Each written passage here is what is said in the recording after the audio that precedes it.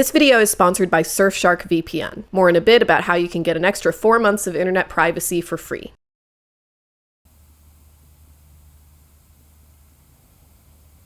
The problem with trying to talk about Civil War is that it's an impossible object.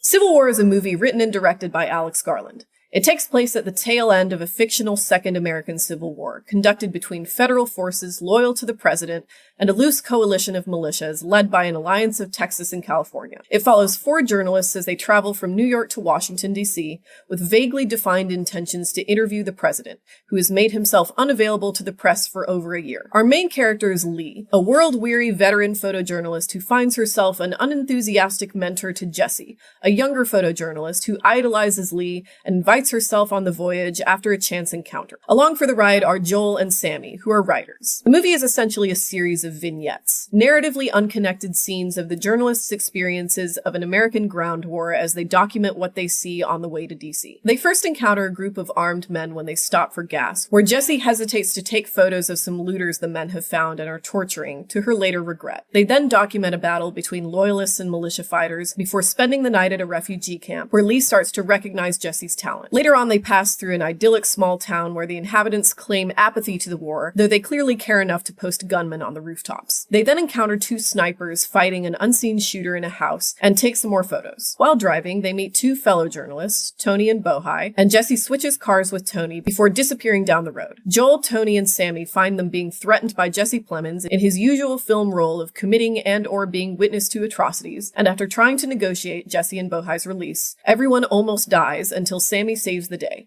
getting shot and dying in the process. Jesse, Joel, and Lee embed themselves with the Western forces as they mount the final attack on the White House, with Jesse taking more and more risks and Lee panicking the whole way through, ultimately getting shot trying to save Jesse, who in a chilling fulfillment of earlier foreshadowing, takes Lee's photo as she falls to her presumable death. Joel stops the summary execution of the president just long enough for him to get a quote, Don't let him kill me.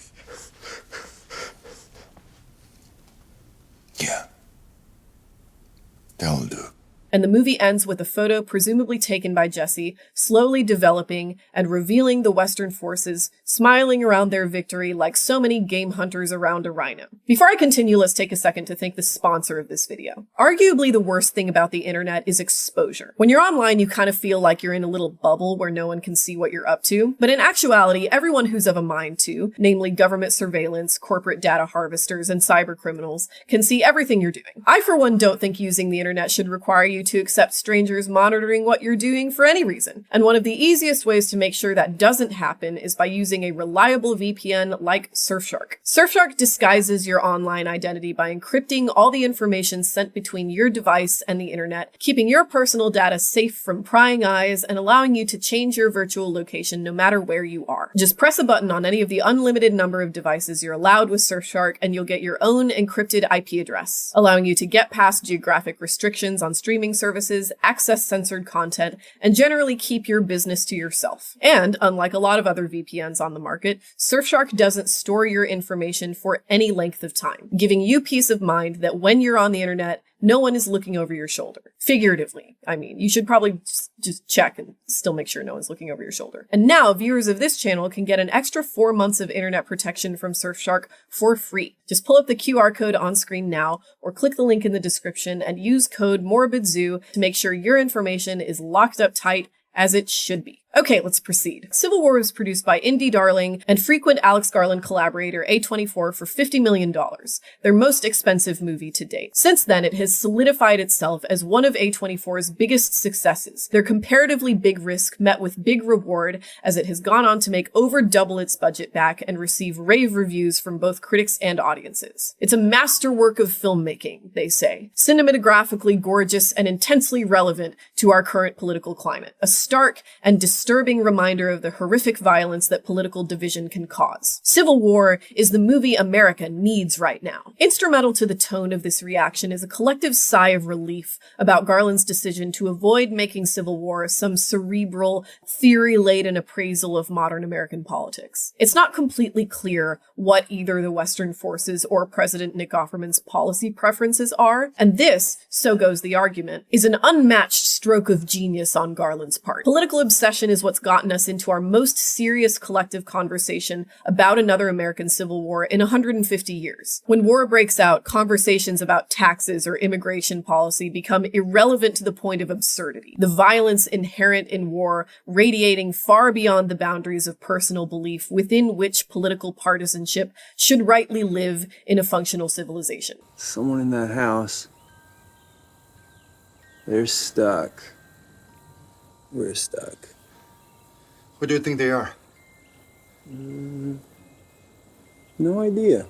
I'm going to spend a lot of time here talking about things I don't like, so I want to make it clear up front that these are not terms I'm interested in arguing against. Alex Garland has always excelled at striking a vibe, and as this movie relates to the feeling of violent conflict, the vibes are, I have to say, just right. Civil War is an extremely emotionally uncomfortable movie. It is tense, it is shocking, and overall the point seems to be to get the audience to leave the theater feeling a little sick, which is certainly a feeling it instilled in me. I think it's an extremely elegant aesthetic strategy, for example, to convey violence with sound instead of gore. The guns used on set were shot with full rounds instead of the half rounds designed to dampen the noise in most movie shoots, which makes each gunshot in the movie feel as deafening as gunfire is in a violent conflict. This guy's your colleague? This guy here? Yes, sir. He's my... You don't need to see the gore that results from it, because the shock to your nervous system is an unbearable enough experience that you really hope it doesn't happen again, despite knowing it will. Nice. But some party poopers don't think this is enough for a movie to be considered good. Some uncultured swine want to be spoon-fed, want to be told which side is the good side so they can know what the movie is supposed to say. People went into Civil War expecting the thrill of confirmation bias, of being told that your side, in the ever more polarized politics of the United States, is the right side. So they can move through their life without having to confront the consequences of the political divisions spreading across the world. People want this to be something that's gonna talk about like their side. This is a journalistic movie through and through. What we're hearing is what people truly think about journalism and how biased they want it to be. Comfortable in the knowledge that Alex Garland approves of their partisanship. They have to be told how to feel, have to be told how to interpret it. They can't just watch a movie and make up their own mind. No, what did you intend by this? I need to be told so I can also have that opinion. Please, sir, can you tell me how to think? What a bunch of chumps. What a bunch of whining, weak-willed, slack-jawed, bovine, quivering globs of phlegm. I bet they'd leap in tidy obedience off a cliff one after the other if their chosen political party said to. This movie is about them. They're the ones who need to see it most, and the great injustice is that the point of this masterpiece will never get through to them even if they do. As one such partisan hater and a sixth-year doctorate student in mass communications, I feel well positioned to speak to the conflict in this discourse. Will I ever finish my dissertation? Who knows? Let's do this instead. I want to begin by staking an initial position that movies are not just the feeling you leave the theater with. A lot of defenses I see of this movie have a kind of accusatory tone, an implication that if you don't like this movie, it's because your nerves just couldn't hold up in the face of seeing your home destroyed on screen. It has been really funny to see every American get very uncomfortable who's never had a problem when the battle, even if it's fictional, has been elsewhere. It got a little too close to home. It's an argument that reminds me of a lot of horror discourse. For a lot of people, it's not enough to just dislike horror. They have to make their dislike everybody else's problem too, right? The idea is that no reasonable person would want to watch destruction and murder, and so horror must just be feeding off of and encouraging deviant behavior in its audiences. The counterpoint to this is that we don't watch horror movies because we straight straightforwardly enjoy mayhem. We watch horror because looking at horrible things in a narrativized format can help us understand something about being human we wouldn't otherwise have considered. That logic cuts both ways. We also don't watch horror in order to remind ourselves that serial killers are scary or whatever. I make most of my living analyzing horror. I feel kind of sick after most movies I watch. It's a feeling I invite. It is absolutely fair to say that Civil War does not make me feel very good about the prospect of an American ground war. But neither do most war movies. Most war movies are not made in an especially hawkish spirit. If Civil War really is a singularly good movie, if it's really worth the praise that's been lavished upon it, it has to do something other than make me feel sick. This is where, if you and I were talking about this at a bar after watching the movie, the conversation would probably organically progress to how Civil War represents journalism, the reasonable location in which it looks like we should seek our thematic tiebreaker and figure out what this movie is really trying to say beyond war bad. What are these people, these journalists, doing for this movie? What is their role here, narratively and thematically? And this is the point at which Civil War starts to be an impossible object. The point at which this video became an absolute pain in the ass to write. It is extremely hard to talk about a story that seems as uninvested in its own thematic stakes as Civil War does, which is a large part of the reason I personally consider this movie something of a creative failure right out the gate. The spectrum of discourse surrounding Civil War is wider than I think any director would reasonably intend. Typically, when you make a piece of art, there's some intention to say something about the human condition that only the least media literate audience members could miss. That's especially the case for war movies or any other story that relies on some kind of understanding of the political landscape it was made in. There are always going to be people who don't understand that Starship Troopers or RoboCop is a satire, but if you're Paul Verhoeven and you're making Starship Troopers or RoboCop, you're probably not hoping that those people constitute a commanding share of opinion about the movie. It's one thing to leave certain plot points up to interpretation. It's quite another to allow every interpretation of the core theme of the movie to carry equal weight. Negative reviews about Civil War usually accuse it of not saying anything. I don't think that's entirely fair. At least I don't think it articulates what the movie really fails to do. After all, this is not nothing. We do have a whole movie here. There are actors emoting, there is sound design, there's frame composition, there's a lot to evaluate in this movie. I do not think the problem is that Civil War isn't saying anything. I think the problem is that any coherent interpretation of it requires you to either ignore something that's there or add something that isn't. Perhaps the most preposterous examples of the quest to make Civil War make sense are the interpretations that require us to forget this movie takes place in the United States. Like, this can't just be a movie about war journalism, because if it were just a movie about war journalism, there would be no reason to set it in a speculative America instead of some other conflict that actually happened. If you're trying to comment on how journalism actually behaves in war and how it can affect policy for good or ill, it would actually probably be better to set it somewhere else. Perhaps Somalia, where well-intentioned media attention to the famine and related civil war there helped spur a UN peacekeeping mission with heavy participation by the US that by all accounts made things worse until we finally abandoned it. Many such cases. If you're not trying to make a statement about journalism and are instead trying to say something about voyeurism or competition or some other vice of the journalistic profession that could be expanded to fit the general human condition, then there is, additionally, no reason to set this movie in the US. This interpretation says that the reason this movie is set in America is simply to get butts in seats, and we shouldn't read into it any more than that. Loath as I am to intentionally alienate people who happen to click on my videos, I gotta say, fellas, this interpretation sucks. It's really stupid. If a movie called Civil War, set during a modern American Civil War and released during an election year, is just a cynical bait and switch to get people to give A24 and Alex Garland their money, then this movie wouldn't be worth the oxygen it's taking to talk about it. We should not accept cynicism as a routine element of our artistic experiences. Besides that, whatever you think of him, Alex Garland is as much of an auteur as we're likely to get in the modern film industry. The setting of this movie is not a small detail designed to be adjusted according to demographic need. It is instrumental to the entire premise of the movie. A24 did not make the decision to set the movie in the US, Garland did. And he is, if nothing else, a sincere artist whose creative choices I will be taking seriously. God, imagine thinking you're defending a movie by saying its director has no artistic integrity. Raise your goddamn standards, people. I am quite struck by people's refusal to read into something and to ask Is it just fucking ignorance on my part, or is it intentional? I'd have to be really ignorant about American politics to not know the politics of Texas and California.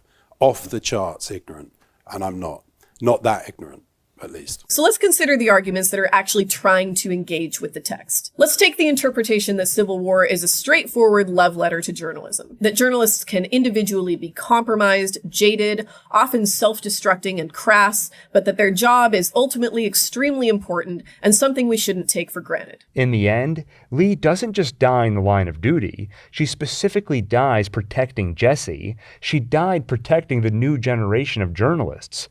It's a job so important. It's worth dying to ensure someone will be around to do it. And if the movie makes us feel that, it may lead us to think about why it's important. Okay, that's coherent enough, but does the movie agree with this? Well, we certainly don't see these journalists publishing anything. We don't see the effect of their work on the world. If anything, we're told the exact opposite of this interpretation in a line by Lee that really couldn't be a clearer indicator of what a waste of time she thinks her job is. Every time I survived a war zone and got the photo, I thought I was sending a warning home. Don't do this. But here we are. There really is, at the end of the day, nothing in this movie to indicate that we should think of journalistic work as being of any consequence at all, much less important. So let's incorporate this fact and take the opposite reading, that Civil War is a critique of journalism, that it's about how modern journalism is a profession of voyeuristic exploitation dressed up as an institution of societal goodwill, that in pretending the information it curates is objective fact, journalism distorts reality in a way that directly contributes to the escalation of violence that we see before us. But if this switch was all these parallel characters' acts amounted to, the film would almost read as a commentary on the harrowing toll of war journalism, an ode to the sacrifices they make rather than a critique of their underlying philosophy. But that's not what Civil War is. This is a critique, a point made hammered home in the climax of the film when Lee tackles Jesse to the ground to protect her from incoming fire, only for Jesse to photograph Lee's final moments as she crumples lifelessly to the floor. This moment solidifies Jesse's transformation from the rookie to the veteran. That's pretty appealing to me. I can see how that would work as a theme conceptually. So do we see any evidence of that here either? Do we, for example, see these journalists encouraging violence to get a more dramatic photo or exchanging visibility to questionable people for access to information? Well, no. They certainly refuse the impulse to take humanitarian action, but this isn't presented as a categorically bad thing given the circumstances and the overall brutalist tone of the movie. Lee's trauma pretty clearly comes at least partly from the horror of knowing war is simply too large, too complex an issue to be counteracted by individual acts of heroism. This is war. Torture and murder is what happens in war. These people are disconnected from their humanity, that much is certain, but you can't say the things they're recording aren't happening. It probably wouldn't occur to me to diffuse this situation by turning it into a photo shoot, but I can't say for certain, given how the movie presents it, that we're supposed to understand it as being morally the wrong approach. Of the 5 people in this scene, only one of them has a gun and has demonstrated a willingness to commit violence. As long as these people are here to record the events of the war,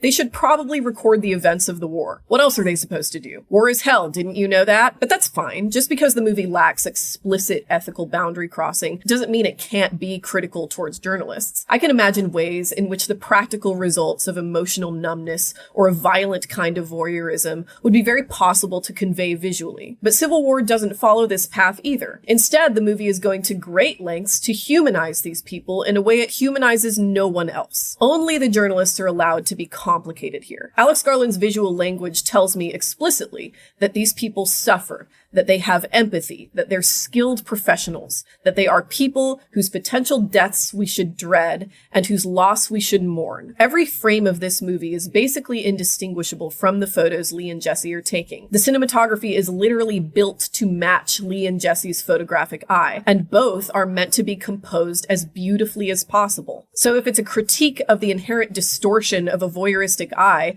then what am I meant to understand about the difference between how these events are really going down down versus how these journalists are representing them. But see, it's actually a meta-commentary. Garland is making a point about how we decontextualize and aestheticize other countries' wars. He's doing the same thing the journalists are doing. That's why it's so genius to leave political specificity out of the movie entirely. All the combatants are framed as equally reprehensible. That would be an interesting read if it didn't require us to, once again, edit Garland's movie for him. If all you knew about the movie was what's said about it online, you'd never expect that it's actually fairly expositional about its world building. It's not hard to figure out the broad strokes of what happened here. An elected president turned into a fascist authoritarian, dismantled the institutional checks on his power, including journalistic protections, and at some point ordered airstrikes on American citizens. Given all the information we have, it's pretty clear that the president here is a would-be dictator who should certainly be removed from power. Unless you think Alex Garland is holding space for dictatorships to have some potential social benefit,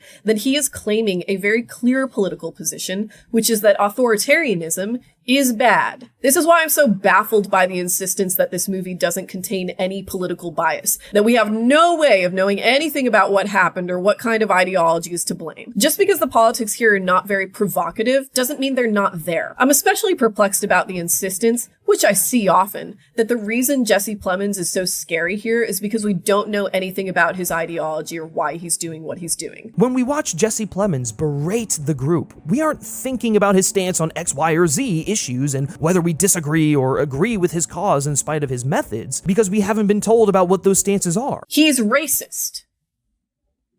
The word just doesn't sound American. He's literally racist. He's out here shooting people because they don't look like whatever he thinks a real American is. Central American, South American. It's the most famous scene in the movie. It was a very lively meme for a while. When you open your mouth and tell me where you're from, just make sure it's clear fucking English. Asking a Hispanic guy with an accent what kind of American he is, South or Central, is a racist question. He's racist. This makes me feel insane. Like I feel like I watched a different movie from everybody else. This politics thing is a line of argumentation that I think unjustly drives a lot of discourse surrounding how annoying the lack of information in this movie is. So I'm going to try and articulate what I think people are trying to say when they say this movie is empty or says nothing. The problem is not that I don't know enough about the political situation here. I know plenty. I am not angry because Alex Garland didn't say Orange Man bad, largely because that's almost exactly what he said. Do people not know an Orange Man metaphor when you see one? Some are already calling it the greatest victory in the history of military campaigns. I don't care about the likelihood of a Texas-California alliance. I don't care for searching for clues about the ideology of the Florida alliance or what it means to be a Portland Maoist or why the loyalist states chose the... Oh my God, I don't care. I am, as a person who enjoys suspending my disbelief and using my imagination, very ready to accept the idea that the point here is that there is a war, not why there is a war. No. The information I need and am missing is not about politics. It's about the journalists themselves. A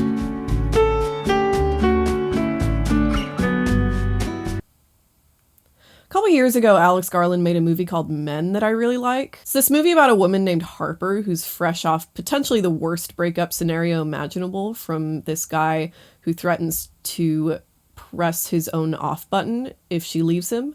And when she does, he follows through. She takes herself on a vacation to the English countryside where she inadvertently awakens like a pagan god of some sort that appears in town in the form of these leering, condescending, vaguely threatening men. At the end of the movie, this thing, this primordial man, births every man Harper has met in the village until it finally becomes the ghost of her husband, who it's implied she then kills. I've been driving myself insane over the past few weeks trying to figure out what the point of Civil War is, trying to figure out what the events of this movie mean for the themes that I assume Alex Garland, like any sincere artist, is trying to convey to his audience. And thinking about his other movies, I'm struck by how comparatively easy they are to understand, despite, or maybe because of, how intensely surreal they are. Men struggles a little on the off-ramp. Its narrative doesn't always coalesce. Its symbolism isn't quite as coherent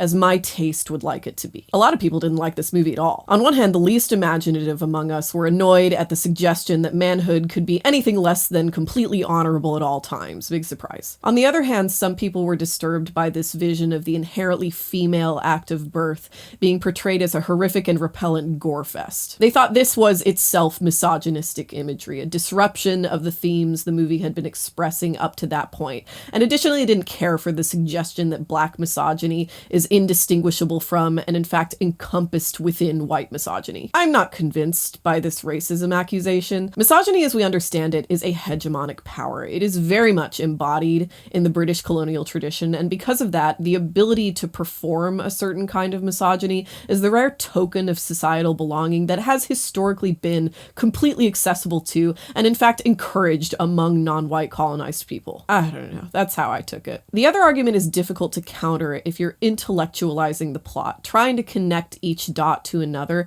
to make it make logical sense.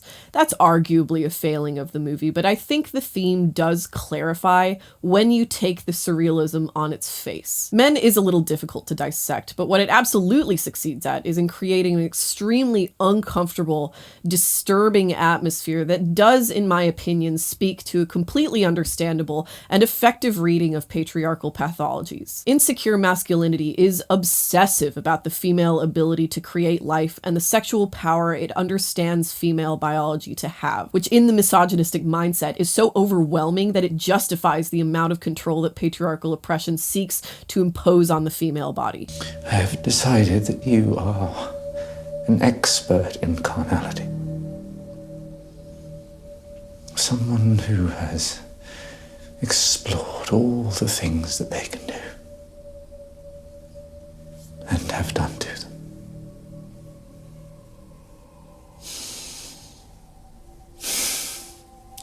These things now exist in my mind.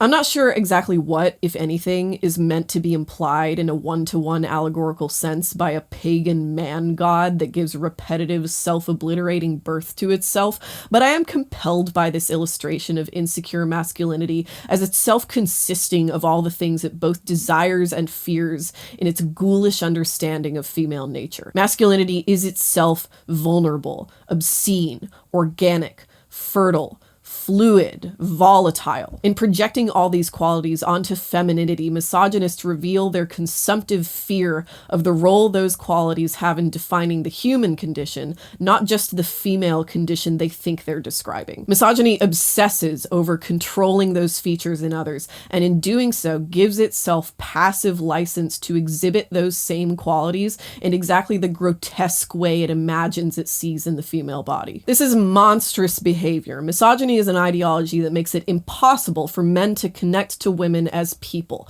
It is an implosive quality for both the men who subscribe to it and any relationship it touches. Harper never really had a husband. She had a predator in her home. Her journey is one of recognizing how pitiful misogyny is, and that pitying the misogynist does not and should not translate to tolerating his command over her thoughts and movements. James, what is it that you want from me?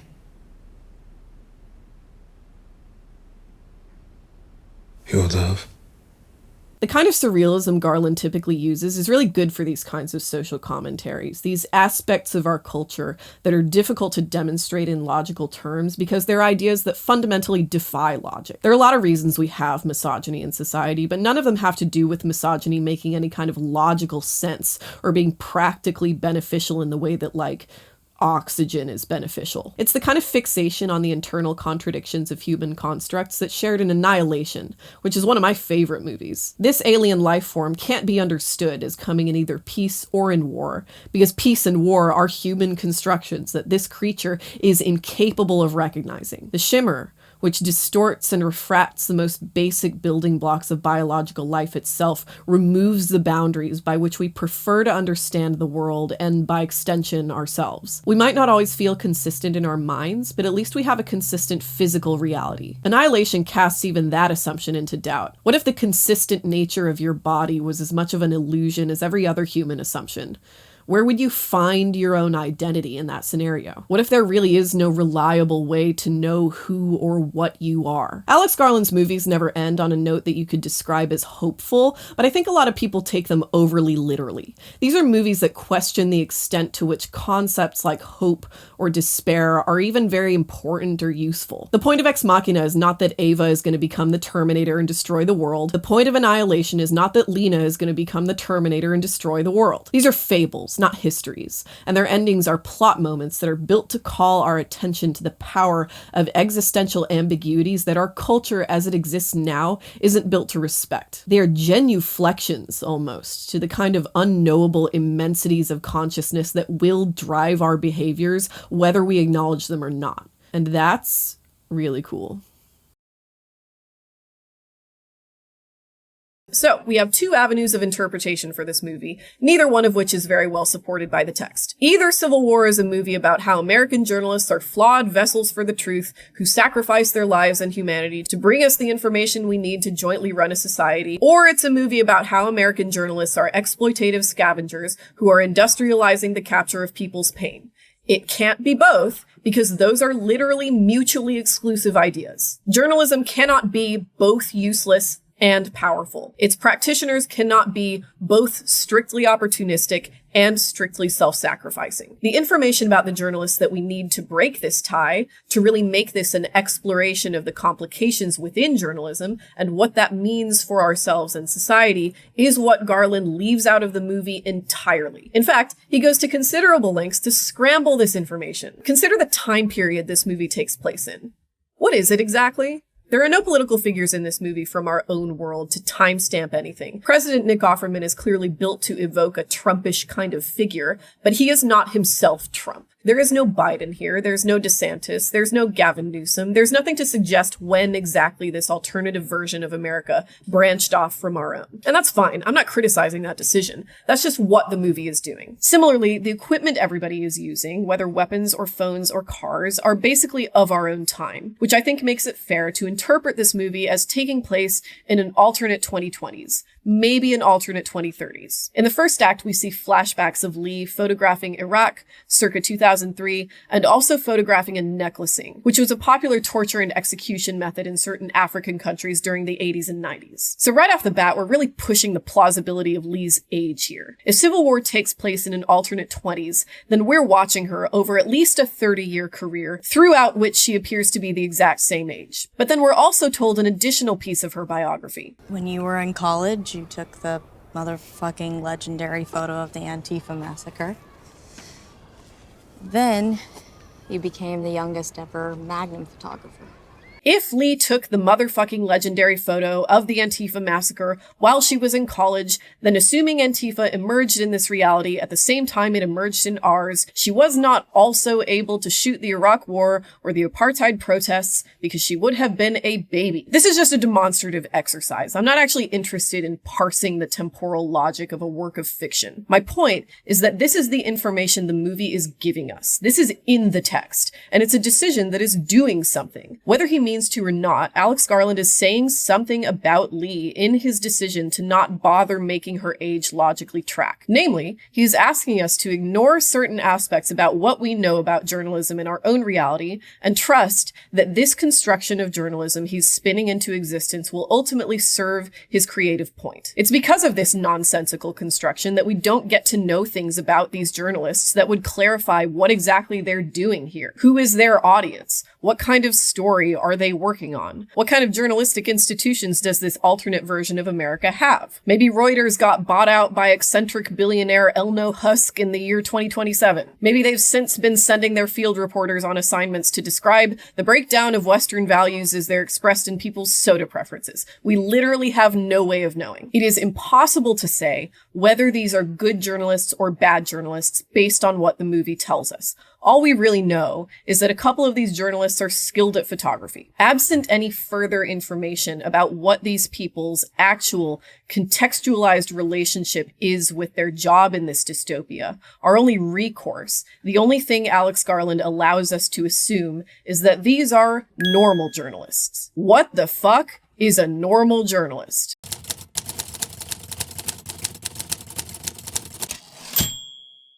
The scene in which we learn about Lee having taken the motherfucking legendary photo of the Antifa massacre in college takes place over a conversation during which Jessie is developing her film on the road with a travel kit. There's a lot I don't know about photojournalism, so I interviewed a few journalists over the course of my research for this video, and was confirmed in my suspicion that this detail is not an accurate reflection of photography in the field.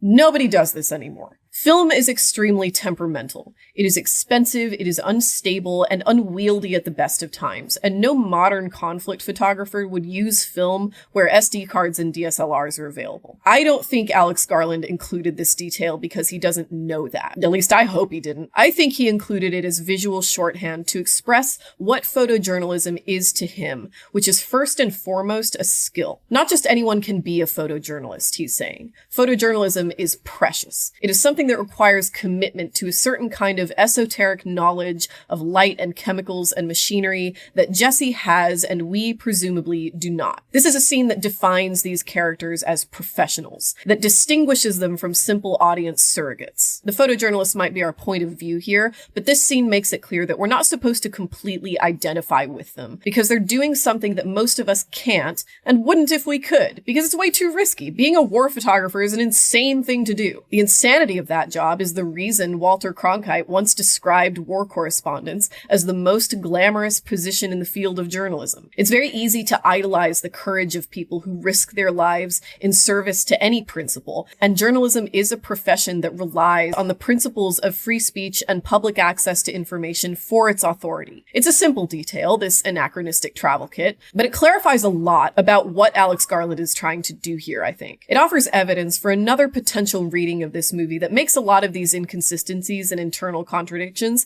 make perfect sense. And that is the potential that when Alex Garland was making this movie, he just didn't think about it that hard. I mean, he thought about it a little bit. He thought about it enough to know the vibe he wanted to strike. He knew he wanted to make a commentary on modern political communication and the potential for a functional democracy to collapse into armed conflict. But after he decided this was going to be a movie that portrays war as being a really bad time, everything else about the script just kind of fell back on whatever his default assumptions about the world were. He made the main characters journalists because he respects the principles of free speech and history making that they represent to him. He thought they would be a good outlet for the atmosphere of impersonal observation and weary disbelief he wanted to create.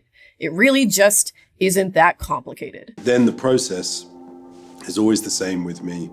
I write a first draft very quickly. This was probably like a week and a half, something like that. I write first drafts quickly because very often it doesn't work out. So I don't want to spend 6 months or 8 months or a year working on it because it can all be wasted time. And actually in this case, the shooting script and the first draft are almost exactly the same. There's virtually nothing has changed really. Well, don't I feel foolish? To be fair to myself, this actually was my initial interpretation of the movie. If you're subscribed to my Patreon, you may have listened to my immediate thoughts coming out of the theater when I saw Civil War back in May. It's an idea of what war is that's basically informed by other war movies, but then also filtered through this sort of like removed, classy, liberal sensibility. Yeah. The problem with war journalism is that that looking at an image is a frame that excludes every other piece of information. It dehistoricizes the situation, and by dehistoricizing it, it depoliticizes it. Yeah. And that's what Alex Garland has made here. He's made a movie just devoid of any politics that led up to this situation, because that's his understanding of what war is as a person who grew up extremely privileged in a country that doesn't have to look at war except through war photography. And shameless plug for Patreon, by the way. As usual, I have no idea if this video will get ad approved. Upon reflection, I decided I was being pretty dismissive and uncharitable, which is what launched me into the interpretive mission I've been on for the past few months. I wanted to take Civil War seriously. I wanted very much to find a way to like this movie as much as I typically like Alex Garland's movies. But having seen it several times now, I just can't shake the notion that this is a movie that's trying really hard to make a specific point, not an abstract point. That this isn't about political division in general. It's about the urgency of our political situation right now and the cultural habits that are feeding it. It is an angry movie, a weary movie. It feels like Alex Garland is trying to take a position against things that he on an ideological level, disagrees with. I'm taking a position against things that I, on an ideological level, disagree with. This interpretation makes Jesse's preference for shooting on film snap perfectly into place as a storytelling choice. It's not just that mainstream journalists are professionals trained in skills that set them apart from most of modern society. It's that those skills are on the wane. That these skills are no longer recognized as a signal of expertise or devotion to a calling. It's an old-fashioned form of journalism which is deliberately trying to remove bias. More than anything, it's an appeal to the photos taken during Vietnam, which was the first American conflict that enjoyed wide-scale coverage by war correspondents and produced an immense number of photos and video documenting the carnage there. Alex Garland has a very predictable opinion of the conflict photography produced during Vietnam. If you're going to risk your life, it has to be for a purpose.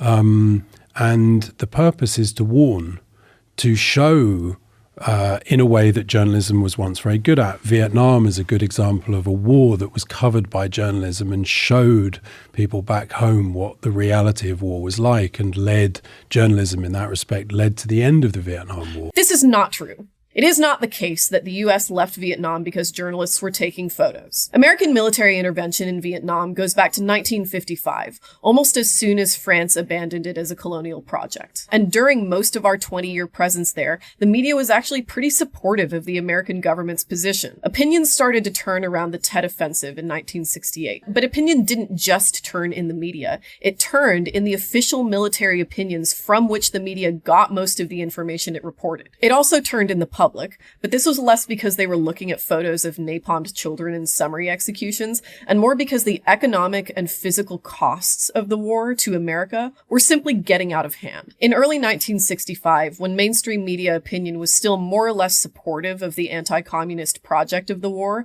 the death toll of American soldiers in Vietnam was around 200. 10 years later, when the communists finally took Saigon, the toll was 58,000. Of course, this pales in comparison to the over 1 million civilians killed, but horrific civilian deaths were happening consistently for the duration of the war, not just its end. Soldiers' deaths have always mattered more to the American public than civilian casualties, no matter what war we're fighting. What journalism did was give American politicians public relations ammunition when it became clear that Vietnam could not be won without basically wiping out Vietnam as a country and culture altogether and sacrificing tens of thousands of American lives to do so. Were these journalistic reports valuable and worthwhile?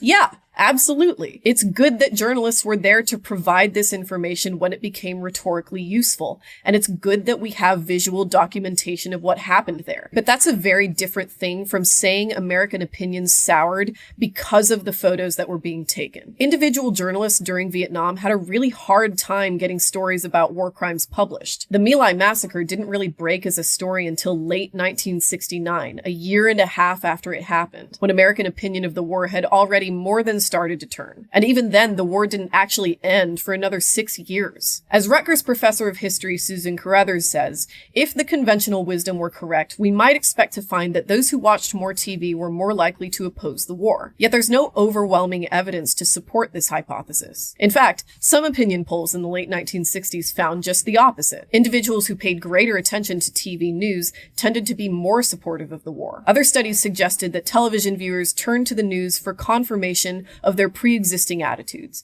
interpreting broadcasts accordingly. The United States didn't lose the Vietnam War because journalists exposed it. We lost the war because it was a bad policy that was poorly executed. Pedantry is defined by lecturing people about things that have no consequence to the discussion at hand. What I am asking here is that we consider the idea that this qualification about journalism's role in Vietnam is of extreme consequence to the discussion at hand. It matters whether Alex Garland's portrayal of journalism here is based on historical record or his own uncritical acceptance of national myths.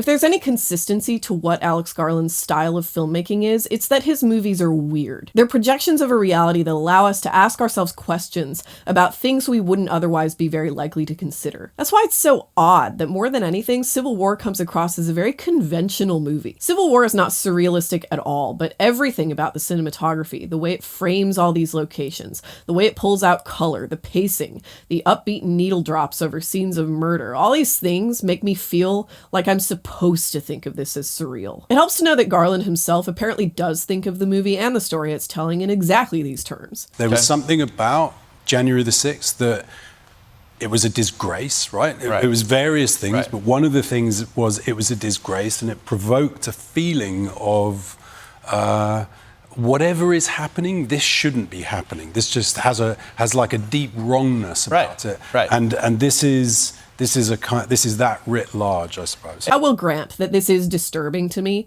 but not in the way that Garland seems to want me to be disturbed. What I'm concerned with is the intense fixation this movie has on war as being defined by the destruction and violation of American symbols rather than American people. The suburbs, the shopping mall, the football stadium, the Lincoln Memorial. I'm not being glib or cute when I say I don't care about those things. If the cost of a functioning society where people offer care and understanding to each other as a matter of national identity is the explosion of the Lincoln Memorial, then that is okay with me. I am not disturbed by this image because I don't know why it's happening, and because the Lincoln Memorial is not a person. It's not even an institution. It is a statue. In Alex Garland's vision of war, people are either pretty much fine or all the way dead. What matters here to him is the deterioration of an idea. The metaphysical identity of America as expressed by these objects is what suffers in the course of this war, and that, he's arguing, should be understood as strange and unsettling. American exceptionalism is a philosophy that's actually pretty amenable to certain kinds of institutionalist liberalism. The idea is not just that our country is the specialist boy at the ball. Anyone of any nation can do that, including Americans. We do it plenty. American exceptionalism is more ambitious than that. It's a belief that the principles upon which we were founded are fundamentally new compared with the rest of human civilization. That our special contribution to the evolution of the human species is that our cultural history is not defined by the ancients or a royal family or gods, but by reasoned consensus building and logic, which, over 250 years of stress testing, we've demonstrated to be far and away the most humanitarian form of statecraft. We the people. Life, liberty, and the pursuit of happiness. The problem is that sustaining this understanding requires us to, as with any ideology, selectively ignore facts of history that disagree with the viability of this construction. Even the way Alex Garland talks about the first American Civil War frames it in terms of being somehow different from others. America has a history of a civil war that was very, very delineated over a very clear issue of slavery. And so that creates a concept of civil war in the mind. And it may be a misleading concept for the kinds of risks that exist at the moment that don't have an easy delineation of that sort. And there are other kinds of civil wars, which happen a lot in the world at the moment, which are really just a fracturing and a factionalization into competing angry groups in localized areas. And the fact that the previous civil war here was fought so clearly should not make one understand one understands or believe one understands all the dangers of civil war, because that's what they look like. There is a clear issue in effect, and truthfully there is a right and a wrong, and lots of other civil wars do not break apart so easily. So there's no question the Civil War was fought over slavery. You never know who needs to hear you say that. What is subject to a lot of question is what slavery meant to the combatants, whether Southerners' attachment to slavery and Northerners' rejection of it was more a disagreement about ideology, economics, political power. There are so many ways to justify oppression, and fighting oppression is often as much a practical choice as it is an ideological project. It's not as if the North declared themselves the unilaterally anti-racist good guys of history, and the South was just like, sounds good, that's right, we're the villains here. Don't let us win. Slavery was not a clear-cut issue at all in this period of time. The confusion around what kind of meaning it should hold for the country was the reason we fought a whole war about it. And that confusion is not different from how civil wars happen elsewhere. It is not the case that other countries have simply been more petty than us before now. There's another example I hesitated to include here because it's not technically Alex Garland that said it, but I'm going to anyway because I think it's representative of the kind of routine laundering of history that led Alex to the idea that a second American Civil War would somehow be wronger than conflicts elsewhere. In 1876, the United States had the most disputed election ever up until the last election between Rutherford B. Hayes and Samuel J. Tilden. All the same things that came up in this last election that led to January 6th were at issue there. Polarization was everywhere, and eventually they got over it. So I'm going to try and end this on an optimistic note. Do you think that if they could do it once 150 years ago, that there is a possibility that things will right themselves and the ship will right themselves? Or has the internet and everything else that's come along since changed that? Categorically, yes, I absolutely do think that. I mean, I really fully do think that.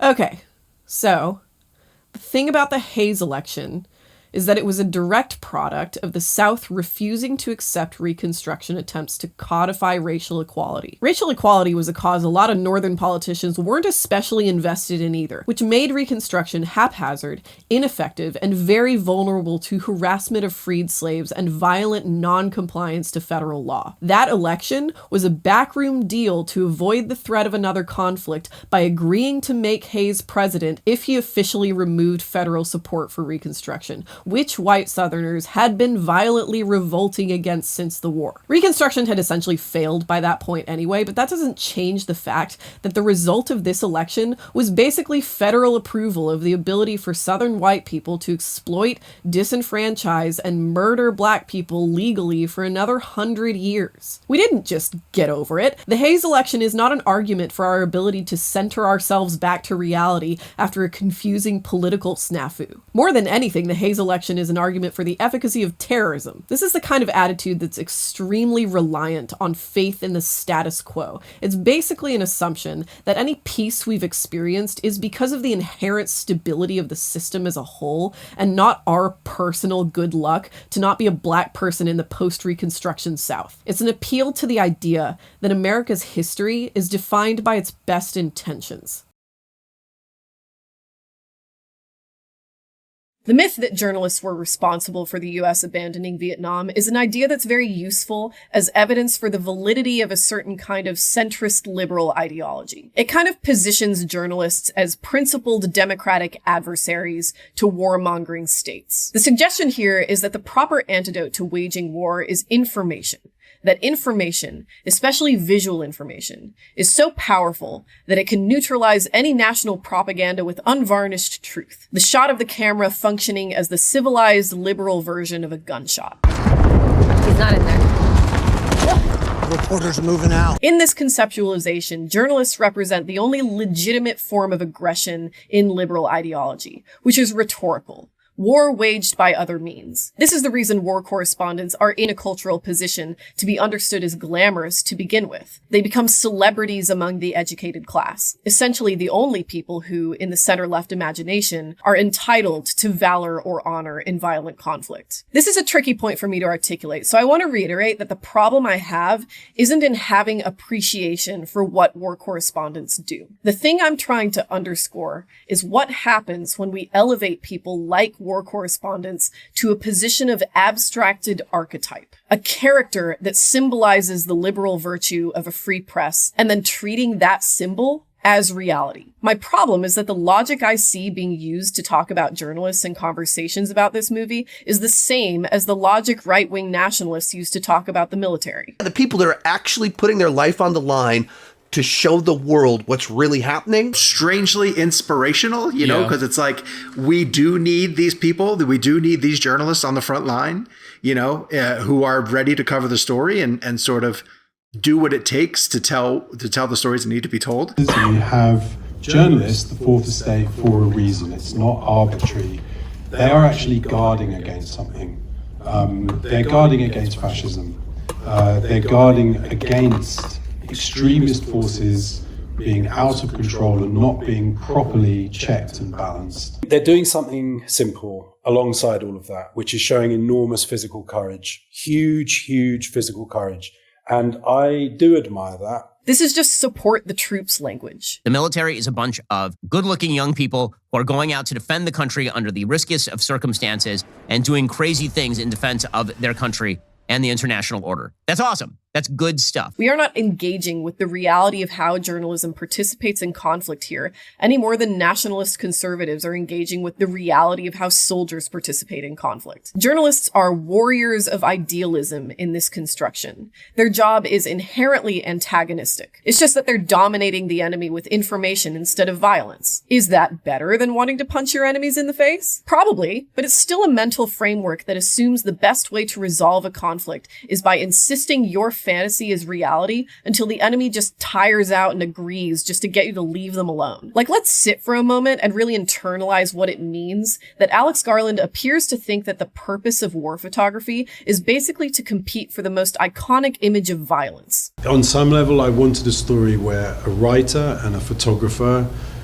at the end get the iconic thing, which is what reporters are chasing, of that conflict, of that moment, the sort of summation of it. That's certainly the basis for the critical interpretation of Civil War. The idea that this movie is about journalists as cynical scavengers. And I agree that Garland does seem disturbed by the idea that a voyeuristic eye can rob you of your humanity. That regarding events primarily as potential still images requires a degree of compartmentalization of an honest human reaction. And I agree this would be a compelling theme if competing for the most iconic image of violence was what photojournalists do. I see the cliche, if it bleeds, it leads, invoked in a lot of discussions about this movie, but in real life that phrase is subject to so many qualifications that it's essentially meaningless. If you're a principled reporter, you can't just say or publish whatever. That's what ethical standards are all about. In wartime especially, if a reporter is too negative about their home country's military, if they focus a little too much on civilian casualties or military incompetence, they're not always, but certainly more likely to be screened out of future assignments and banished to the fringes of the profession. This kind of backdoor censorship basically directed the entirety of American coverage of the Iraq War. This is because a military public affairs team recommended that since the internet and other precursors to social media were making it harder to reject media coverage entirely, like they overall successfully did for the Gulf War, America should embed reporters with troops so that the story of the war became directed by the experiences of soldiers rather than the people they were ordered to kill. The inherent distortion of information that must come from military screening did not go over well with a lot of journalistic institutions. The Washington Post refused to comply with this system altogether for a while, but in doing so, they were essentially giving up the best available access to any information about the war. Even disregarding censorship entirely, certainly not every war photo that's taken gets published, and there's very much a point at which images of death and destruction, things that bleed, are rejected entirely. During the Iraq War, it was also policy not to show dead American soldiers or their coffins on TV or in news publications, and the most stomach-churning atrocities, the things that really shock, are always going to be too traumatizing to publish to a wide audience. We don't want news reports to physically assault people. One time in high school, I was in Borders. Great way to date myself, mentioning Borders. So anyway, I was in this Borders and I picked up a book about war crimes in the Second Sino-Japanese War. That was the kind of thing I did when I was a child. And I flipped to the photo insert in the middle and I straight up passed the fuck out. I woke up on the floor surrounded by people asking if I was okay. It was super embarrassing. Historian of journalism Daniel Hallen's Spheres of Journalism are a good way to illustrate something like the reality of how journalistic ethics are determined. Hallen suggests we think about journalistic standards as existing in three spheres. The first he calls the sphere of consensus, which he describes as the world of apple pie and motherhood. Everybody can agree that apple pie and motherhood are good things, so journalists feel no great need to investigate those ideas or act as impartial judges of their benefits and drawbacks, and are in fact potentially pressured against investigation by the second sphere, the sphere of deviance. The sphere of deviance is where things like communist newsletters live, reporting whose truth or falsehood is secondary to its rejection of motherhood and apple pie. Between these two spheres is the sphere of legitimate controversy, which is the area where things like balanced reporting and impartiality become things journalists start to concern themselves with. When things are controversial and we aren't certain about what they mean to society, we turn to journalists who are supposed to give us all the information until we can reach consensus again. So the decisions about what to photograph or report on are always informed by a lot more than what's going to be the most shocking image, or even the facts of what's happening in any given conflict. Determining what good journalism is or should be is never, ever an isolated, objective, predictable, or even morally straightforward process. Being a war correspondent means having to participate in the unfriendly alliance journalism as a profession has with institutions that have a very vested interest in controlling information. It also means adapting to the different scales and methods of journalism that become available with new communication technology. For example, the few decades that constitute the old-fashioned journalism Alex Garland is so nostalgic for here are not just a matter of us having been more principled then than we are now. It was possible because there were very few mainstream media outlets and access to media exposure was very gatekept. The kind of uniformity of information media networks were able to impart onto the American public in the TV era had never happened before, and we have absolutely no reason to expect it to ever happen again. We also have no reason to think of this kind of information landscape as normal or natural in any way. And though it was a more stable time for American citizens, that doesn't necessarily translate to a more informed time. It was better for the same reason it was worse, which is that when consensus was necessary for the stability of the country, it was comparatively easy to manufacture by expanding or contracting media access as needed. There are a great many bad things to say about social media, but I expect that if smartphones had existed in the 80s, it probably would have been harder for the US to give training, supplies, and financial support to Central American death squads. It's the same reason international journalists aren't allowed free access to Gaza at all. Alex Garland has precious little to say about that. I checked. But his silence about an ongoing genocide after supposedly making a movie that's anti-war makes total sense considering what he expresses about his opinion of journalism in the text of the movie. At a certain point, whether the movie is supposed to be supportive or critical of journalists becomes almost irrelevant because the only clues we get regarding the motives driving these people do not accurately describe what journalists do. The line I see quoted most often in positive reviews about Civil War is one that's clearly meant to be taken as the cold reality of journalistic ethics. We don't ask. We record so other people ask. Want to be a journalist? That's the job. Hey, almost everything journalists do is ask questions. We do not want journalists who just passively accept everything their sources tell them. We want journalists who investigate. The crime rate in Venezuela is down, I believe, a little bit over 60% over the last several years. Are you trusting the official figures from the Venezuelan dictatorship? Let's put it this way. If you're a dictator of a poor country with a high crime rate, wouldn't you send your criminals to our open border? That wasn't my question. Are you trusting the figures of the dictatorships? Those are Maduro numbers. Who were the people with the high-powered rifles in the hallway of that apartment building? Who were they? They were gangsters from Venezuela. Right. No American community. But I was asking to you about figures, numbers, facts. You trust Nicolas Maduro? I trust that he does not want his criminals to be...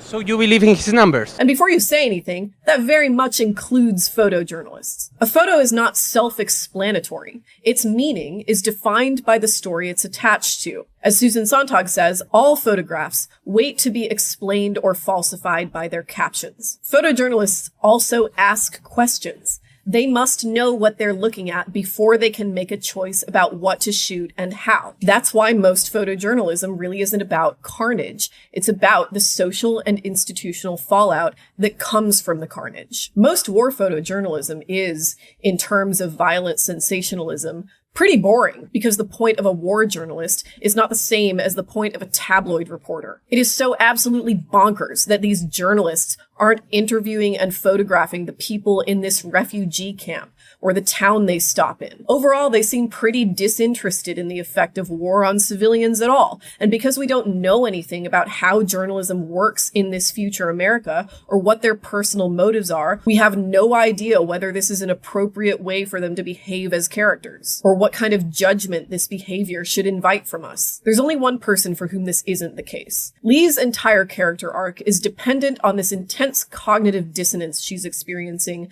between what she thought her job was and what she's seeing in front of her. Every time I survived a war zone and got the photo, I thought I was sending a warning home. Don't do this. But here we are. She's been risking her life and sending these messages home, but it hasn't stopped anything. The warning is, don't do this. Don't let it happen here. Don't let it happen here. But she is not gaining traction. It's the all of that danger and all of that suffering observed of other people and suffering that she has felt herself has been futile. This makes enough sense for her as a character given what we're told, but I also feel like it should be said that if Lee thought the main point of her job was to send a warning back home, then she's not a very good journalist. I think this line is the result of Alex Garland's conflation of clean retrospective historical narrative with the reality of what history is like to live through. War photography is probably the most potent blend of art and politics that exists in modern society. The humanism combined with the practical urgency suggested in the task of capturing images of war is another reason it's a profession that's extremely appealing to a certain kind of liberal ideal. But I think there's a lot of danger in flattening the difference between the artistic, which is abstract and implicit by nature, and the journalistic, which ideally has an immediate consequence on people's lives, especially the people you're reporting on. The oppositional motives attached to informing people about the reality of war and aestheticizing that reality is really difficult to balance, and identifying that difference is something that has to be consciously done on a case-by-case basis, not only by the photographer, but by the audience who then consumes their work. If we don't commit to distinguishing aesthetic from reality, then the photograph really is exploitative. It becomes a device by which privileged spectators can ruminate on the philosophical question of death and suffering and feel free to do so because the thing they're looking at actually happened. As photography historian John Taylor says, photographs of the dead carry both the cool authority of record and, weighted by the caption and storyline, the heat of news. Death becomes a commodity to stir the blood of the living, who for a few pence can contemplate the proof of others' mortality. Those who act upon the fantasies otherwise fed by the press and television, who choose to visit the scenes of death and even steal from them, are considered to have transgressed and are castigated as ghouls. In contrast, it is legitimate for photographers and reporters to pick over the remains, and we as viewers, if we are so minded, can surreptitiously take vicarious pleasure in the horror of it all. This is not pure horror. It is distant from experience. It is death constructed on the picture editor's desk. Taylor doesn't think this describes all war correspondence or photography by any means, and neither do I. In the conversations I had with journalists when I was writing this, one thing that became very clear is that war correspondence is a job of intense emotional investment. Emotional investment is necessary to find stories and report them accurately. You have to care. And sustaining that care is something you can only do if your interest is in some way altruistic, because only that kind of conviction can carry you through one trauma after another. People who record war zones because they're just looking for adventure or the fastest way to fame or feeding their own morbid curiosity don't last in that profession. Nightcrawler isn't a documentary. If she's being a good journalist, then when Lee says, "It's a great photo, Jesse," she's commending her for capturing the emotion of the moment and honestly representing the subject to the best of her abilities. But we don't know whether that's actually what Jesse did because we don't know any of these people, and therefore don't know what their deaths mean other than, oh, that sucks, oh no. All we know is that the camera was in focus and the subject was framed properly. What story is this a part of? Alex Garland is required to do very little in this movie, but he is absolutely required to tell me a story. Not even because that's what movies do, but because that's what journalists do. Part of the reason the Jesse Plemons scene is so good is because we know Tony and Bohai a little bit. It's really upsetting to see people with established personalities get terrorized and murdered so unceremoniously. And I think Alex Garland does successfully pull some of that anxiety out here by choosing really expressive actors. And the parts where we get to see people acting like human beings is when the movie is best. Repress. Cool. Now I understand why it's written on the side of your vehicle. But the relative value of the story being told and how that value is determined is only part of the complicated and culturally situated nature of information in society. Regardless of our intentions when any of us produce any kind of media, we're all still bound by the structure of the medium we're using. To take a photo of something is to objectify it by default, to literally turn it into a discrete object of study. Photos aren't just records. Even if we could somehow excise the perspective of the journalist that took it, in a very real way, looking at a photo of something materially changes the thing being looked at. In order for the kinds of images that war photographers take to do their intended job, they have to be intentionally de-objectified in the mind. Basically what I'm saying is that photos of Holocaust victims are not about you. We have to understand these photos as belonging to their subjects and the conflict they're in before they belong to our personal understanding of abstract ideas like the nature of death or hatred or violence. I think Alex Garland and I share a sort of dark fascination about horrible things. I wouldn't be surprised to hear him say that he was also the kind of kid who casually flipped through books about Japanese war crimes. But I also think this is the kind of fascination that can easily turn into self-absorption by means of a sort of monastic commitment to witnessing, to sitting around and torturing ourselves so that we can claim we know something about what it is to suffer, and that we are therefore more enlightened and more grateful for what we have. As if we're the point, right? Journalists in Vietnam didn't take these photos so that people in the future could use them to quietly reflect on the nature of war and mortality. They did it to change policy. The point was not to change opinion so that America never looks like Vietnam. The point was to change opinion so that Vietnam didn't look like Vietnam. To take a very modern example, the Associated Press documentary 20 Days in Mariupol does function, on one level, as a warning of how fast daily life can deteriorate in a conflict. But that's not its primary goal. Its primary goal is to be an irrefutable record of the beginning of Russia's war in Ukraine and the war crimes committed therein, so that we know there are people that exist right now who are being attacked and need help. Alex Garland tells us visually how disturbing the lack of humanity in journalistic work can be, but then refuses to let his characters display any humanity over the course of their work in ways that would be very typical for a war journalist. I think about my daughters. They were born into a world at war. I wish I could see them now.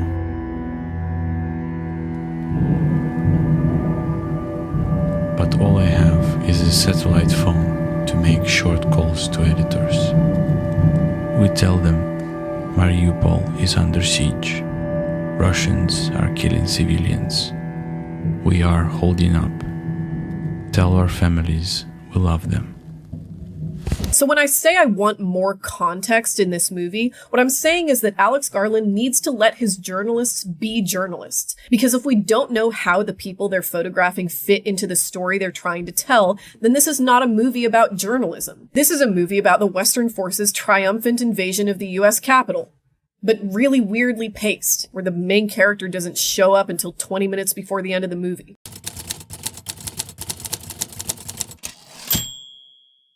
The difference in perception that comes from the medium you're consuming is the reason the entire concept of inventing a civil war to make a movie about it set my teeth on edge before I even knew Civil War was about journalists. One of the main arguments in defense of this movie is how anti-war it is. It is true enough that certain scenes in Civil War make violence seem scary and stressful, and that's good. But I'm troubled by the willingness people have to equate plain emotional discomfort to being actively anti-war. Violence Violence does not have to seem fun in order for people to act in violent ways. More than anything, for people to think of violence as a legitimate option, it has to seem both effective and somehow distant. To the extent that a movie can seem anti-war, it does so by counteracting these qualities, by making war look both ineffective and deeply personal.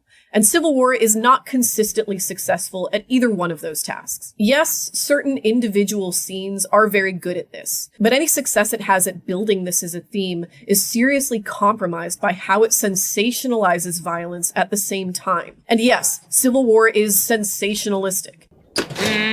Oh, that's not so much. So?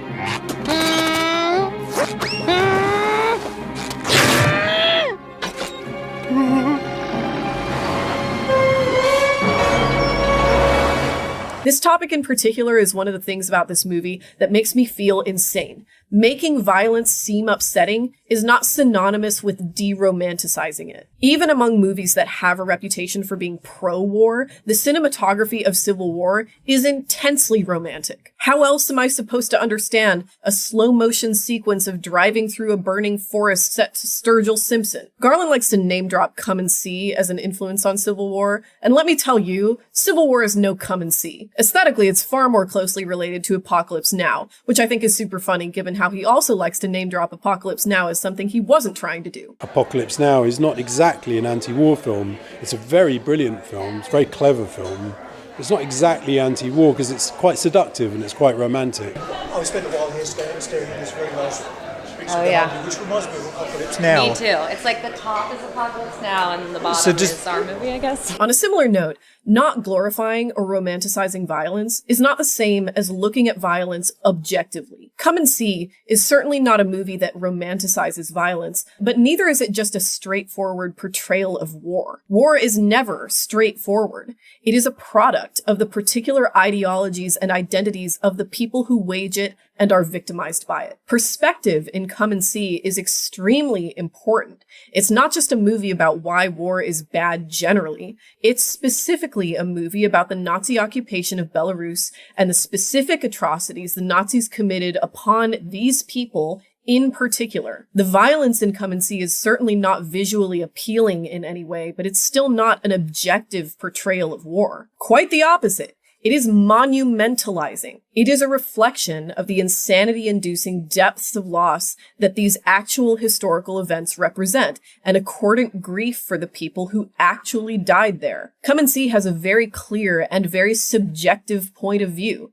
It is part broadcasted funeral and part scream, and it deserves better than to be understood as just an exercise in making the nebulous concept of war look bad. The issue is really that the task Alex Garland is attempting here is in a very real way unachievable. To self-consciously turn something like war into art is itself a romanticization of war. The sin of subjectivity was committed the moment you decided to make a movie. To turn war into art is to turn it into a commodifiable object, something to be observed, considered, consumed, culturally celebrated, traded, spectated. That is what a spectacle is.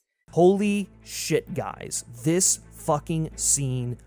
Wow. And spectacles can be good in both superficial and serious ways, but they are not the same as reality. And they tell us very little about the emotional truth of war, because there is no overarching truth of war outside the thoughts and experiences of people who fight and die and suffer in them. During his press tour for Civil War, Alex Garland expressed that his goal with the filming of this movie was to record the events happening on screen as if he too were a journalist, simply representing things as they happened. And the film is trying to function like a reporter itself.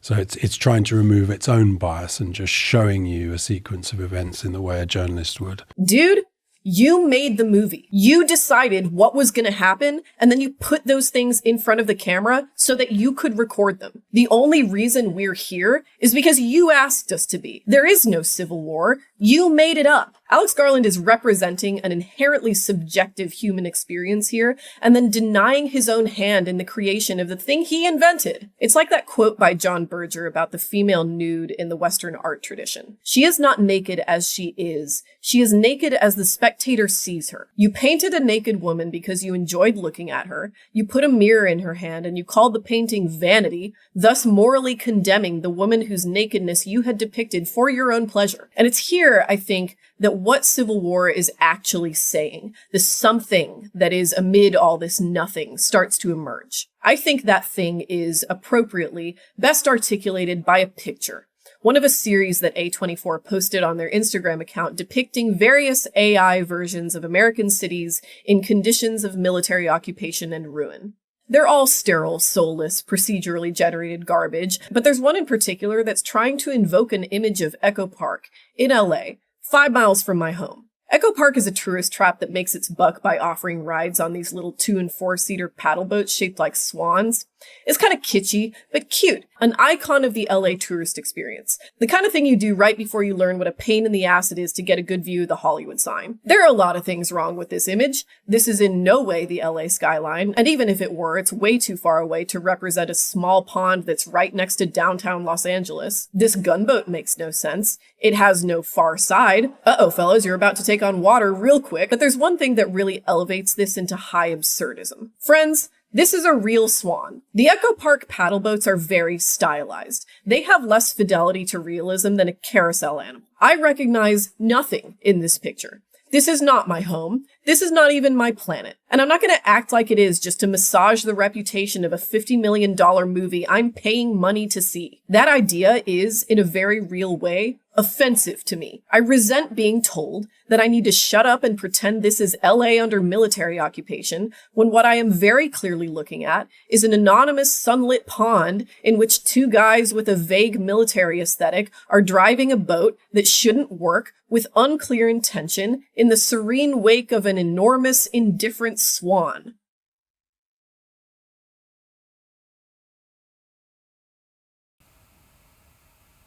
This image haunts me. It's not just that the image itself is wrong. That's a lot more forgivable than the course of events that had to lead to it existing in the first place. What really gets under my skin, the thing that really creeps me out, is the idea that someone prompted a computer to make this image, and then multiple people on the path to publishing it just couldn't be fucked to take 2 seconds and actually look at the thing they made. One of 2 things happened here. Either nobody distrusted the machine long enough to check its work, or worse, they did check it, but were so slavish to the idea that algorithms can never lie that all these errors effectively became invisible. Alex Garland wrote Civil War in 2020 and was playing with the idea as far back as 2018, which means we know he didn't write Civil War with AI. But I'm really not that comforted by that idea, because it suggests what I think anybody who pays any real attention to the film industry should expect, which is that the film industry already contains an ethic that prefers the kind of thing AI makes. AI makes crowd pleasers. For the sake of this video and only this video, I will define a crowd pleaser as a piece whose first priority is to have something for everyone, even if those things are fundamentally oppositional in concept. Where the point isn't to present a coherent visionary whole, but to hedge every bet just enough so that as many people in the audience as possible are impressed at least once, and then focus on the thing they liked to the exclusion of everything else in the piece. This is what AI does. Right? It tries really hard to follow the prompt in the most visible way it can, because that's the only way it knows how to make you happy. The end result is always somehow both overworked and lazy. There is always so much in every single corner. And because of that, there's usually at least one thing in an AI image that'll hit a little pleasure center in your brain, even if it's just something like the color palette or a particular texture. The American film industry has always resented the fact that it has to associate with artists.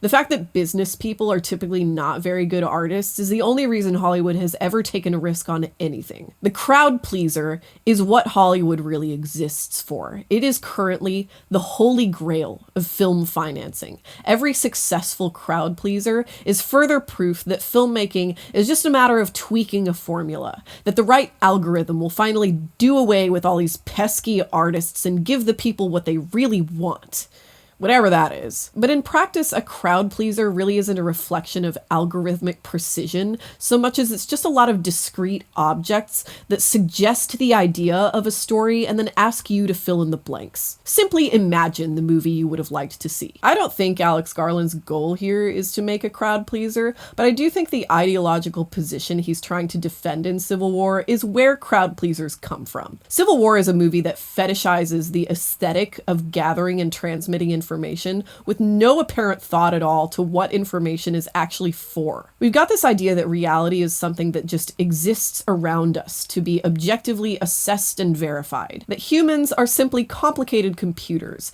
that perform better when provided with more variables. It's a construction that says truth is something that lives independently, out there somewhere, and that communication should rightfully be developed with lossless transmission of that truth as both goal and ethical principle. I think what's important in training AI and growing an AI is to make sure that it is as truthful as possible and maximally curious. Because I think if that's true, then I think it'll probably foster humanity. What Elon Musk is describing here is a child's fantasy. Machines are not capable of being curious any more than they're capable of honor, spite, greed, charity, or any other vice or virtue. Not because we can't program them to model behaviors that get us to perceive these qualities, but because those are qualities that require the being displaying them to be situated as a subject in the reality it's reacting to. There are such things as facts, but our assessments of facts are not reflective of a core unifying truth about the world. Truth is not a matter of systematically removing subjectivity until we reach a view from nowhere. There is no view from nowhere, and even if there was, there would be no way for humans to transmit that truth to each other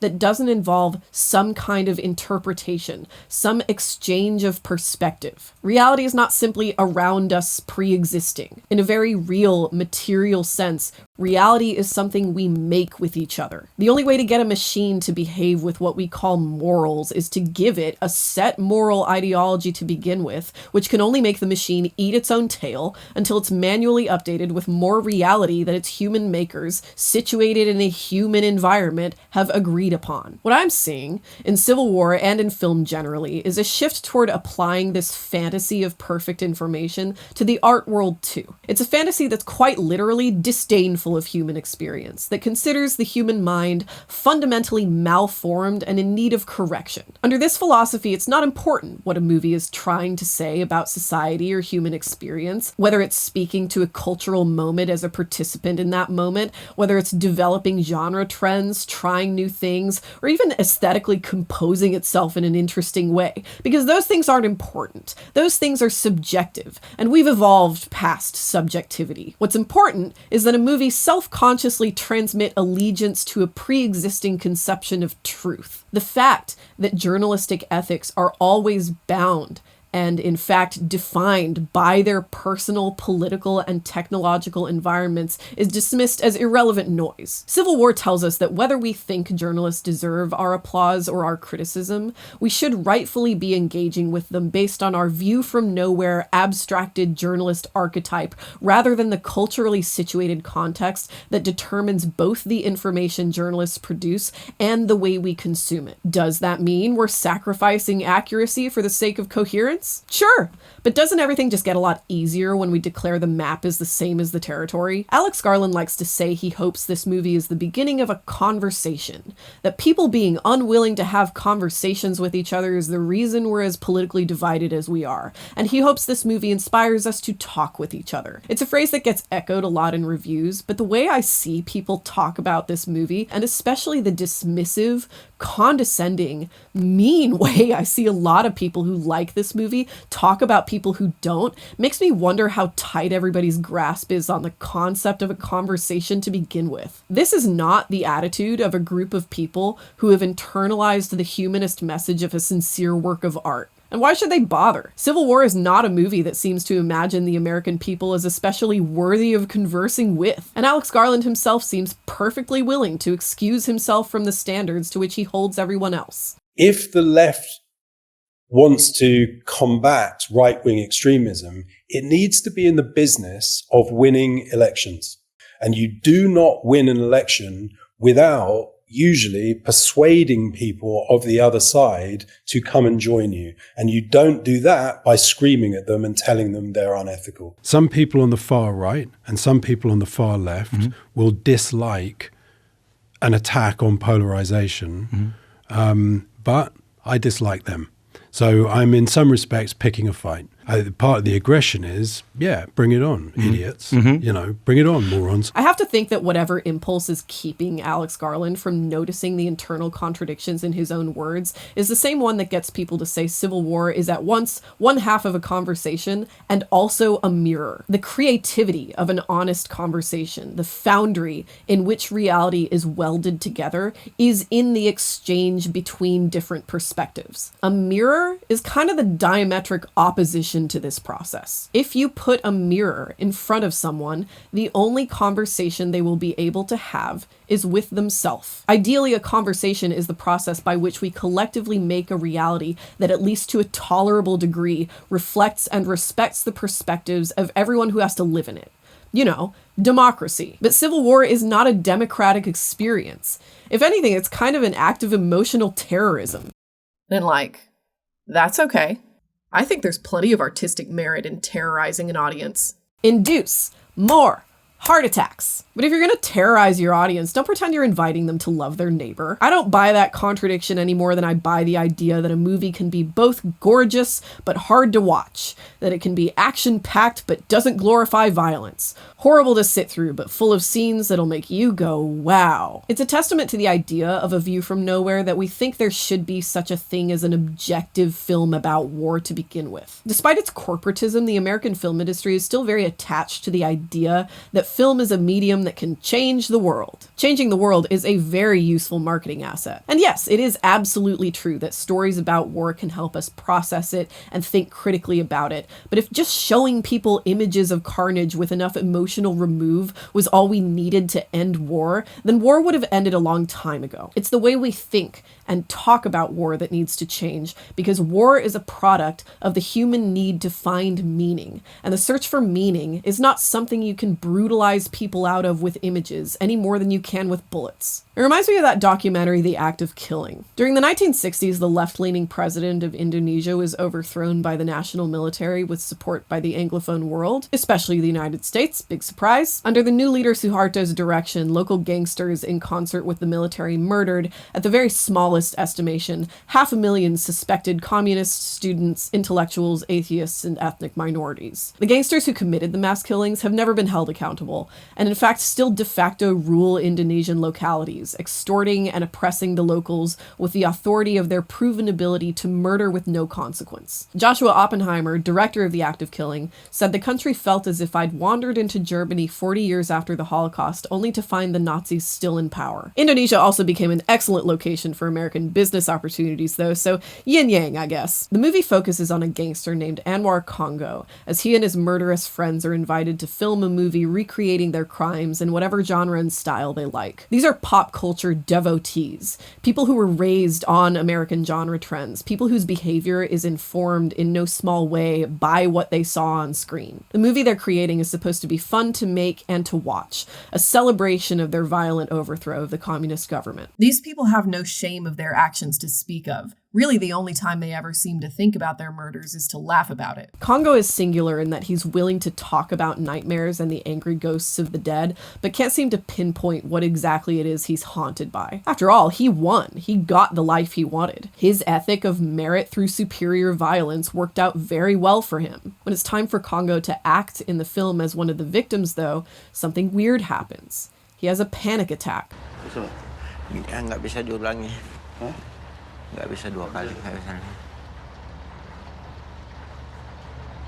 For the first time in his life, he is invited to feel what his victims felt, and all at once he gets it.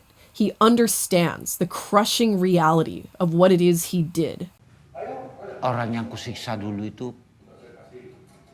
rasanya seperti aku begini. Ah, itulah dia. Ngomong, jelaskan. Banyak ya manusia yang pernah saya begini itu ya. The man who weeks before was gleefully boasting at the camera about his efficient methods of mass slaughter now wanders around the scene of his crimes dry heaving, his own body rejecting the impossibility of being the person he now knows he is. The thing that makes the act of killing effective is that it isn't really about murder or injustice or societal collapse as such. Really, it's a movie about art. It's a movie about the process by which humans make sense of the things they do and share that understanding with each other. It may as well be called the act of creation, because though the people Congo killed are long dead and never coming back no matter how he thinks about it, it's only through participating in an act of creation that the people he murdered regain the dignity and respect they deserve, which is significantly more than any official in the United States has ever afforded them. Art is the process by which we perform a broad-scale conversation. It's how we discover who we are in other people's world, even if we don't like the image we discover of ourselves. The Act of Killing is a movie that explores the role of self-implication in preventing violent conflict, the importance of exposing yourself to the experiences of people you perceive to be unlike you, and honestly considering who you might be to them, not just what their abstracted image represents to you. It's an argument for judging the nature of human communication, whether through war or journalism or just daily conversation, as a creative act. An act that is positive, not in the sense of conveying optimism, but in the literal verb sense of positing, of suggesting an idea of what we could or should strive to be. Civil War is a movie that makes its argument based on a negative position. Don't do this. Don't be like this. It's a rhetorical exercise that selectively removes the perspective of its speaker in a medium where perspective is everything. There is nothing conversational about saying what we're not or shouldn't be. That's just rejection. And rejection is very easily performed with a weapon in your hand. The weird thing is that in that way, Civil War is actually a really potent illustration of the American philosophy, but not in the way that's intended. Alex Garland thinks he's one of the journalists in this movie, but he's actually the shopkeeper. Comfortable, defensive, navel-gazing, unwilling to consider himself a part of the world around him outside defending the right to his own complacency. This is an anti-war movie only in the sense that it endorses the belief that conflict should be avoided at absolutely any cost. The fact that any cost is a spectrum that includes personal annihilation is dismissed as irrelevant, because Alex Garland appears to understand himself as being mystically above the action, occupying a position where he can both diagnose society's ills and simultaneously be completely immune to them. That he belongs to a mystical realm where it's perfectly feasible to be both uniformly anti-fascist and also uniformly anti-war. It's the kind of paradox that can only exist in a fundamentally contradictory society. A place that is bloated to the point of explosion with the gas generated by trying to contain too many volatilities, too many incompatible elements at once. That tells us individualism is best expressed by conformity to the status quo. That democracy is best enacted through punishment and surveillance. That our outstanding, unprecedented humanitarianism can be replicated in any population of people once we've already killed them all. A place that is both spectacular and vacant in its cold, glittering brutality, as intangible as a ghost and just as overbearing. A place that is, as an object, impossible.